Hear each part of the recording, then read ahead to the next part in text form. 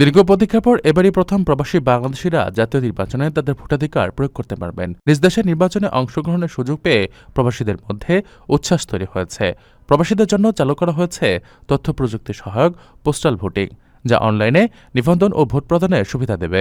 নিবন্ধনের পর প্রবাসীদের ঠিকানায় পৌঁছানো হবে ব্যালট পেপার ও রিটার্ন খাম, যা পূরণ করে নির্ধারিত ঠিকানায় ফেরত পাঠাতে হবে। এছাড়া ভোটাররা অনলাইনের ব্যালট পেপার কোথায় পৌঁছেছে তা ট্র্যাক করতে পারবেন।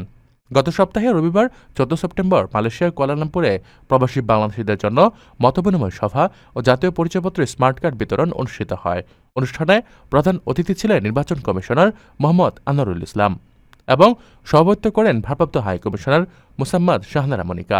সবাই প্রবাসীদের ভোট প্রক্রিয়া, নিবন্ধন ও ভোটে অংশগ্রহণ সংক্রান্ত বিস্তারিত তথ্য তুলে ধরা হয়। নির্বাচন কমিশনার মোহাম্মদ আনোয়ারুল ইসলাম বলেন, প্রবাসীদের ভোটে সক্রিয় অংশগ্রহণ নিশ্চিত করতে হাইকমিশন সমস্ত প্রচারণা চালাবে।